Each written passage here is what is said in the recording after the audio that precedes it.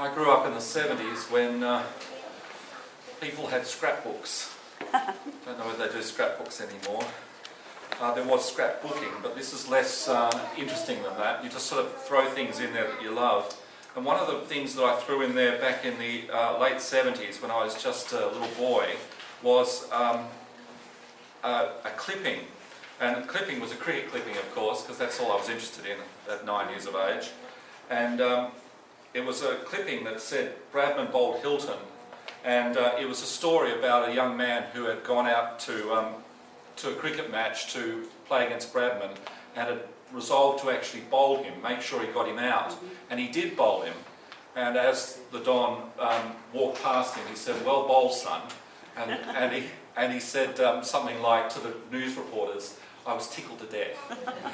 And over the top of it, written by my grandfather, who was a priest in this diocese, over the top of it, he's written, "Attitude is everything," just in pen, by my grandfather. So I kept this clipping, and this is a photocopy of the front of my old scrapbook. But I've often thought about the idea that attitude is everything, the way in which we come to our concerns in life, or any issues that pop up, or the events of our life. The attitude we take is everything. And when I was thinking about today's gospel, I was really interested in one moment, one moment, when Simeon having come into the temple and taken the baby Jesus in his arms and praised God, all of which you would imagine could happen, and did happen, the reaction of Mary and Joseph is one of amazement. The Greek word is very strong, thaumazo, amazement, astonishment. They're astounded. And I thought to myself, why are they astounded?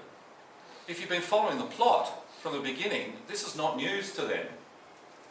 Right? We've already had in the first 2 chapters the appearance of Gabriel, and Gabriel's already told Mary a whole pile of things about who Jesus will be. And we're told that Mary pondered all these things in her heart, so she's not thinking about it. And then a whole lot of other things go on where miraculous and extraordinary things happen. Right? She meets with Elizabeth, remember, and the extraordinary meeting that they have. And then, of course, the Magnificat, when Mary pours out her soul to God. This is not news. That Simeon should come in and say this child is special. So why does it say Mary and Joseph were amazed at what was being said about him? Well, if I'm to address that question from a narrative perspective, I think it's because it's the attitude they bring. Not to take anything for granted. Everything that is said about Jesus, every encouragement given to him, gives them a sense of joy and amazement. It doesn't wear out just because someone else is saying it. They continue to be amazed and filled with the Spirit, filled with excitement about what all this will mean. Attitude is everything. And I've thought a lot about the characters that we're introduced to here in today's passage. Not only Mary and Joseph, but now we get Simeon and Anna.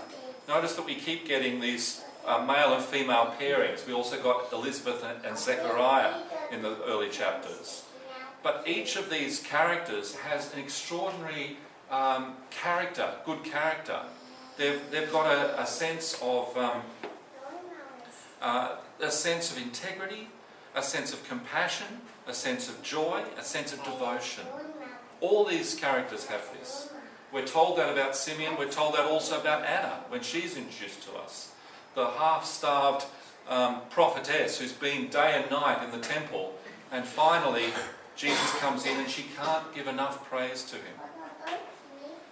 And I was thinking, if you have a mother like Mary and the integrity of a father like Joseph, and you have people like Simeon and Anna giving you encouragement, and the angels watching over you, and you have Elizabeth and Zechariah as part of your extended family, you're not doing too badly as a child. That's a fair bit of encouragement.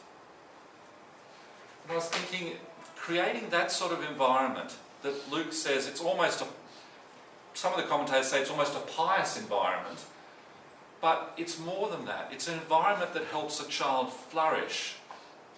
And that kind of environment is precious to us and should be the aim of every community, Christian community. I think that we need to talk about the fact that Royal Commissions keeps going on, and we have to address some of the questions that is raising. And I've thought a little bit about that as well, and what it means when communities get it wrong, when they don't protect their young, they do not nurture them, they do not look after them.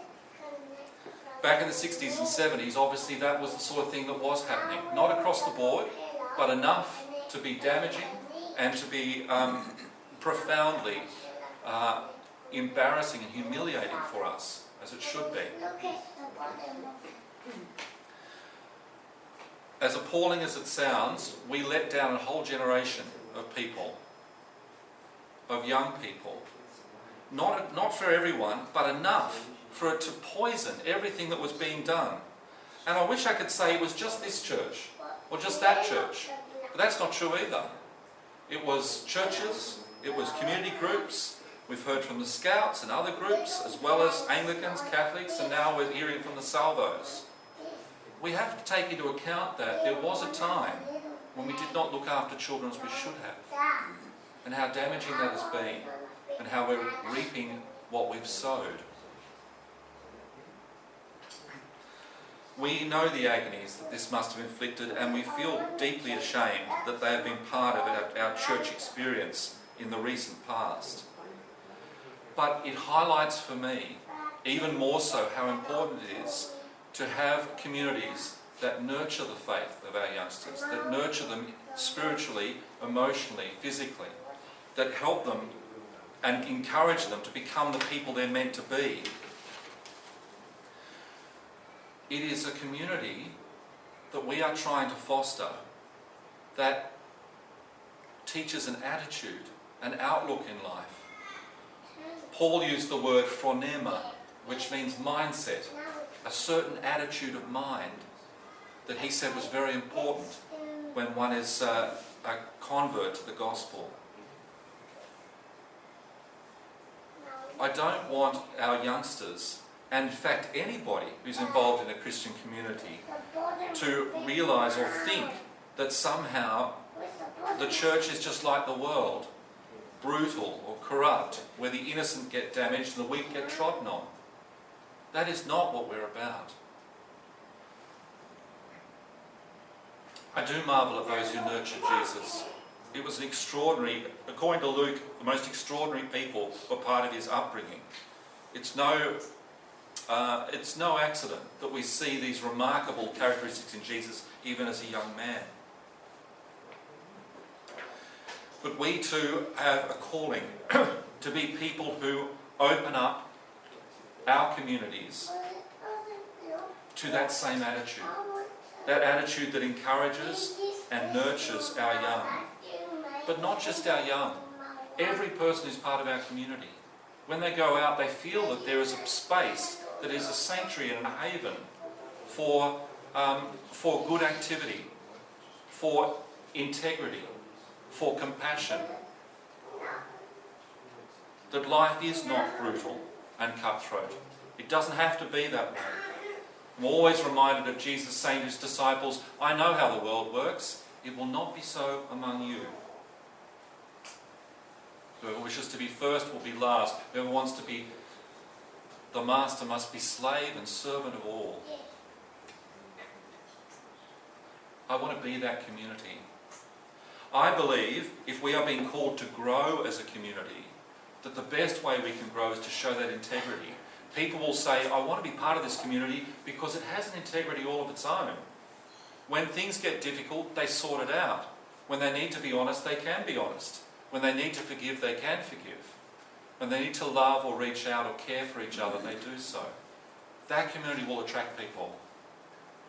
If we are on about growth, that is an important way forward. When Pliny the Younger wrote to Trajan late in the 1st century, he said to him, look how the Christians love each other.